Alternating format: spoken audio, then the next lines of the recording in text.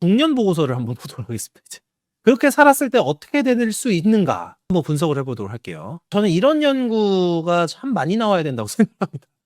저번 주에 했던 막 비혼 관련 여성 무슨 보호해야 되는 사회과학 연구 이런 거보다 이런 게 진짜 팩트에 가까워가지고 중년 미혼 보고서입니다. 이제 서울 기준이에요. 자, 일단 통계상으로요. 지금 서울에서 40대에서 50대 5명 중 1명은 미혼입니다. 그러니까 20%가 미혼이에요. 이거는 점점 늘어나겠죠. 지금 결혼 안 하신 분들이 많기 때문에 지금 20% 계속 늘 거예요. 자, 그 중에 80.5%가 혼자 사는 1인가 보다. 이게 현실이다. 비혼인데 무슨 공동체가 뭐 이런 얘기 하신 분들도 있는데 이게 현실이에요, 이게. 근데 자, 여기서 완전히 팩폭을 갈기는 연구가 나와요. 소득이 높을수록 삶의 만족도, 행복도 높아지고 외로움은 줄어든다. 근데 제가 저번 주에 그 다룬 거에서 좀 비판했던 게 그거죠. 돈 얘기를 왜 안 하냐? 비혼을 얘기를 하면서 돈 얘기를 안 한다. 자, 단 지역사회 소속감은 기혼 부부보다는 낮은 편. 이건 어쩔 수 없겠죠. 당연히 애를 키우면서 지역 커뮤니티에서 소통하는 수준과 혼자서 1인 가구를 살 때 소통하는 수준은 좀 당연히 다를 수밖에 없겠죠. 이제 요게 현실이다. 이게 돈은 중요한 거다.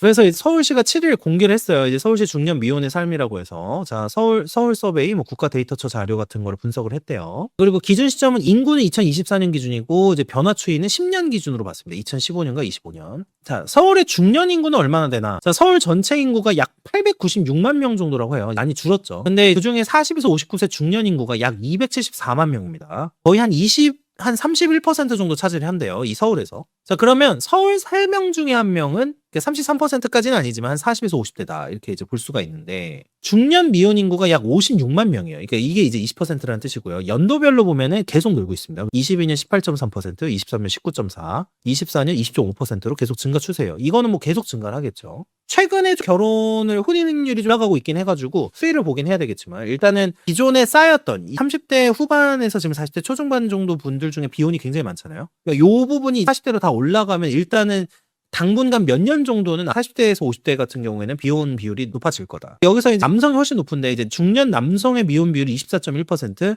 중년 여성의 미혼 비율이 16.9%예요. 그리고 제가 솔직히 냉정하게 말씀드리면 여성들은요, 그나마 나이가 늦어도 결혼을 하는 경우들도 간혹 있는데 중년 남성이 더 약간 돈에 따라서 그 미혼일 때 생활 수준이 많이 달라집니다. 남성이 여성보다 약 7%포인트 높음. 쉽게 말해 미혼 중년 중에는 남성이 더 많다. 그렇습니다. 그래서 1인 가구 비율은 자, 이게 엄청나게 급격하게 늘었는데 2015년에는 중년 미혼 인구 중에 1인 가구 비율이 60% 정도 가량이었는데 지금 80%로 늘었어요. 당연한 게 원래는 중년 미혼 인구가 원래 누구랑 같이 살았을까요? 부모님하고 같이 살았겠죠. 이 중년 미혼 인구가 압도적으로 늘면서 그 부모님하고 사는 비율도 나와서 살고 있는 경우들도 많아진 거예요. 그래서 반대로 부모들과 함께 사는 두 세대가 이제 같이 거주하고 있는 가구. 그러니까 15년에 33.5%에서 2025년 17.7%로 줄었습니다. 그리고 서울의 경우에는 자, 이게 뭐가 문제냐면은 부모의 재력이 없어가지고 보통 전세나 월세로 살고 있던 분들이 지금 바깥으로 많이 나갔어요. 그래서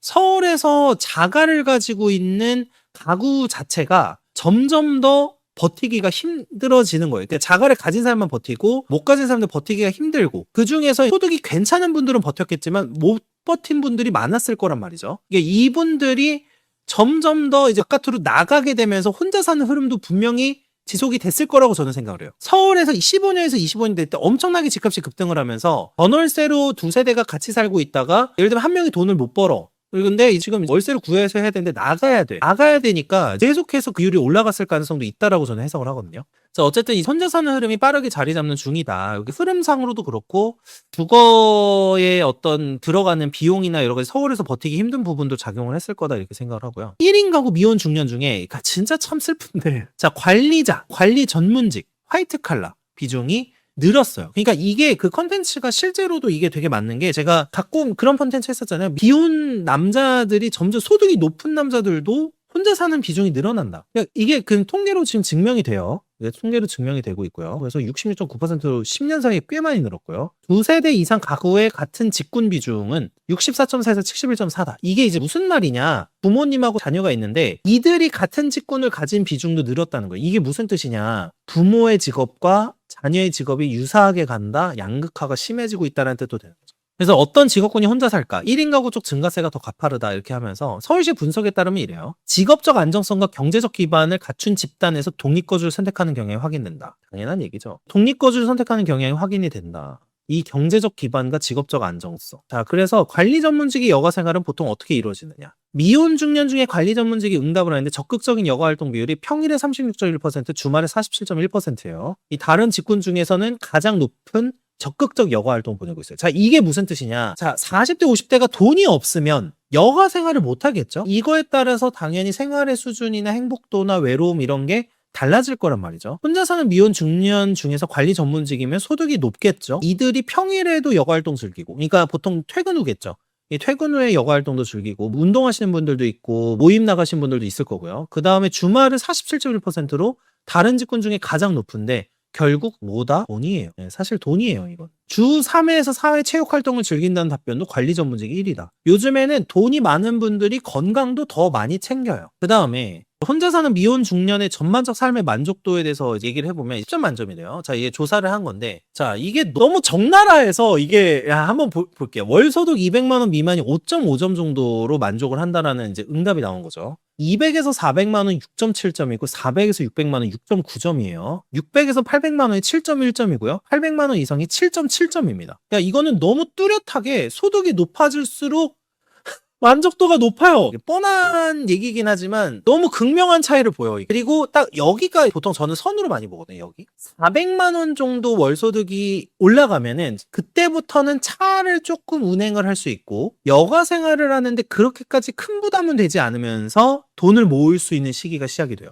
제가 기준으로 보는 게 400 정도. 대충 예를 들어서 주거비에 따라 좀 다르긴 하지만 주거 수준을 좀 낮출 수 있다라고 가정을 하면은 월세에 한 100만 원 정도로 가정을 하고 그러면 차 좀 끌어서 중고차든 뭐든 차 끌만 하죠. 그 다음에 외식도 하고 좀 밥 먹어도 돈이 좀 괜찮아. 요게 저는 한 400만 원 선부터를 보거든요. 딱 여기서부터를 보는데 딱 점수를 보면은 이제 커요. 확실히. 그리고 저는 이 400만 원을 또 구분선으로 보고 그 다음 선을 800에서 1000 정도로 봐요. 사실. 800에서 1000이 되면은 확실히 누리는 생활의 질이 많이 달라요. 그래서 이제 딱 거기까지 가면은 한 1000만 원 정도 넘고 그래도 2000, 3000이 된다. 월 2000, 3000이 된다. 그러면 아이 교육이 달라져요. 보통 내가 원하는 교육을 좀 시킬 수 있는 수준이 되고 그 다음에 한 3000 정도까지 하면 1000 딱 넘어가면은 부부가 그래도 생활할 때 생활의 질이나 이런 만족도가 좀 높은 수준으로 생활을 할 수 있다. 이렇게 보고 400만 원 딱 넘으면 그때부터 좀 분기점이기도 하고. 근데 요게 제가 느끼는 거대로 점수가 나오더라고요. 물론 이게 기혼도 마찬가지고 미혼도 마찬가지긴 하겠지만 어쨌든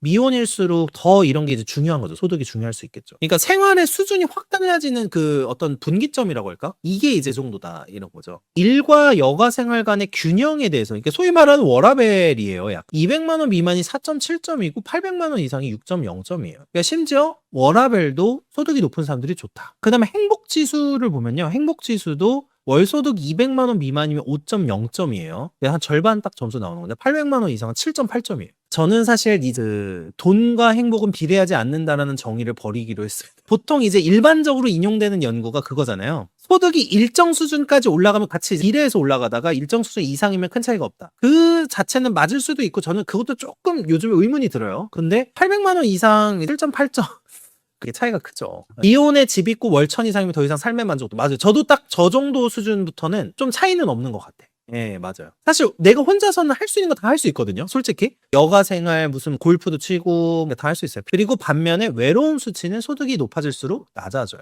그러니까 이게 사실 너무 당연한 게 뭐냐면 흔히 막 그런 얘기를 해요.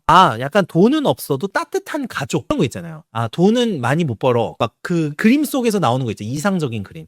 돈은 그냥 평범하게 벌어. 한 200에서 300 정도 버는데 집에 들어가면은 따뜻한 게 기다리고 있고 막 가족들은 이제 되게 막 정말 단란한 가족이 기다리고 있고 근데 미혼은 그런 게 없잖아요. 미혼은 그런 게 없거든요. 그리고 이제 돈이 그리고 많을수록 미혼이면 훨씬 더 외부 활동을 하는데 부담이 없겠죠. 외부 활동을 하고 사람 만나서 커피 한잔하고 이런 거에 부담이 없을 거 아니에요. 그러니까 당연히 자연스럽게 언제 비혼일 때 그 행복도나 외로움 이런 게 비례 관계가 돼요. 그게 정비례든 반비례든. 사실 그럴 수밖에 없거든요. 돈이 있어야 사실 사회활동도 하는 거예요. 사실. 제가 예전에 20대 때 돈이 없을 때 제일 답답했던 게 항상 어디에 모임을 갈 때 내가 이거 돈을 내야 될 수도 있으니까 술을 먹으러 갈 때도 부담스러워서 잘 솔직히 학과 활동을 잘 못했어요. 그나마 제가 이제 외부 활동을 많이 했다고 할 때 이제 보통 저희가 저보다 훨씬 선배님들을 많이 뵈니까 그 선배님들이 보통 밥을 사주시죠. 그래가지고 그게 참 너무 감사해서 지금 나이 들어서 이제 막 후배들 만나고 하면 제가 밥을 항상 사는데 그렇기 때문에 만나지 또래 동기들끼리 만나면 저는 사실 그런 자리 많이 못 나갔어요. 솔직히. 돈이 없잖아요. 근데 제가 그때도 많이 느꼈지만 돈이 없으면 사람을 만나기 힘들어요. 사람 만나기 힘들어. 40대가 되면 당연히 뭐 똑같죠. 왜냐면 40대 됐는데 누구한테 얻어먹을 수는 없잖아요. 40대, 50대인데 막 누구한테 얻어먹고 있으면 이건 진짜 좀 그렇잖아요. 그러니까 당연히 돈하고 인간관계가 만날 수 있는 사람의 수나 이런 것도 비례할 가능성이 되게 높죠. 그다음에 지역사회 소속감은 약하다. 요거는 뭐 어쩔 수 없겠죠. 이제 비혼을 선택했으면 어쩔 수 없는 거고요. 이거는 내가 결혼을 선택하지 않고 좀 자유로운 생활 또는 내가 원하는 생활을 하고 싶어서 하신 거니까 이 외로움이나 이 소속감 같은 것까지는 좀 챙기기는 어려운 부분이 있겠죠. 그래서 중년 미혼 1인 가구는 3.4점 정도고요. 기혼 부부랑 비교했을 때 상대적으로 낮은 거예요. 기혼 부부는 4.3점이다. 특히 요거에 대해서 조금 말씀드리고 싶었는데 이 40대 남성 미혼 1인 가구가 지역사회 소속감 점수는 가장 낮아요. 그래서 남성분들 중에서 이제 결혼 안 하시고 이제 미혼을 선택을 하신다라고 하면은 이 부분에 대한 조금 고민을 해보시면 좋지 않을까라는 생각을 합니다. 돈은 뭐 생각을 하실 테니까. 그다음에 단체 활동 참여율 같은 경우에는 이제 미혼 1인 가구는 76.2%, 기혼 유자녀 가구는 83.3%. 근데 요거는 뭐 아주 큰 차이까지라고 보긴 좀 어렵지만 사회적 연결망이 상대적으로 당연히 미혼 가구는 취약하겠죠. 요건 어쩔 수 없을 것 같아요. 서울시는 그래서 이걸 이런 식으로 분석을 해요. 중년 미혼은 더 이상 예외적인 집단이 아니다. 그러니까 다수 집단이 됐다는 거죠. 이들이 다수 집단이 됐다. 그래서 서울에 새로운 가구 기준이 되고 있다. 1인 가구가. 그래서 정책 방향은 비혼이 일상화한 인구 가구 구조에 대응하고 맞춤형 정책을 확대하겠다는 입장인데 뭐 이거는 당연히 뭐 시에서 하는 입장이고 근데 개인의 관점에서 보면은 이제 이런 부분도 고민을 하면서 비혼에 대한 진지한 고민을 해봐야 된다. 비혼을 원하시는 분들의 경우에는 특히 소득과 어떤 만족도의 연관성, 자산하고도 또 비례하겠죠. 그러니까 이제 이런 것도 생각을 해봐야 되고, 아까 지역사회 소속감, 요 부분에 대해서 모임이든 아니면 다른 어떤 봉사활동이든 단체 활동을 할 수 있는 것들을 좀 구성을 해서 이런 걸 통해서 이제 여러 가지 지역사회에 같이 소속감도 느끼고 여러 가지 외로움이나 이런 부분을 제어할 수 있게끔 하는 것도 준비가 좀 필요할 것 같아요. 그리고 그거를 하려고 하면 기본적으로 어느 정도의 자금이나 소득이 필요하기 때문에 비혼일수록 더 이 소득이나 이런 거가 중요할 수 있다라는 게 이제 뭐 제가 꾸준히 말씀드리는 입장이죠. 물론 이제 말씀하신 대로 뭐 반려동물을 키울 수도 있고요. 반려동물도 돈이에요. 반려동물 키우는 것도 한두 푼 드는 게 아니기 때문에 나이 들어갈수록 또 병원도 수의사분한테 또 보여드려야 되고 이런 게 많을 것 같아요. 돈 많으면 혼자 게임하고 여행 가고 유튜브 보고 행복할 것 같아요. 아마 여기 지금 계신 분들 중에서 재산 다 정리하고 뭐 제피나 뭐 등등 넣어서 그냥 배당 받으시면서 해도 아마 혼자 게임하고 여행 가고 유튜브 보는 거 가능하실 분들이 많을 거예요. 솔직히 제 느낌상으로는 그렇거든요. 많으실 텐데 개인적으로 이 여가 생활에 대한 얘기를 좀 많이 했어요. 지금 이 컨텐츠에서는 여가 생활에 대한 얘기를 많이 했는데 저는 사실 그런 생각을 해요. 인간이 어떤 살아가는 데 있어서 무료하지 않으려면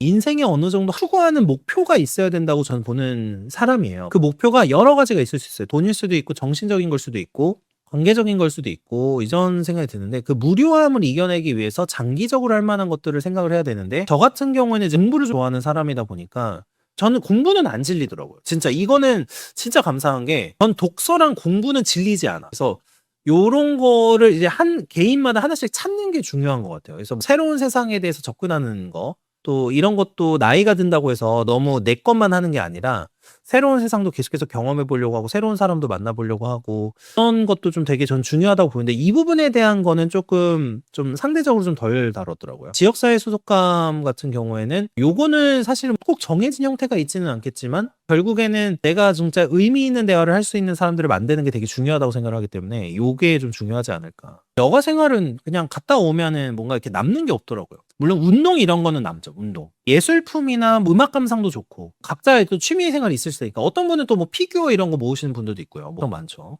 영어 회화나 일본어 회화 저것도 괜찮다고 봐요. 저도 초과 근무 가도록 하겠습니다.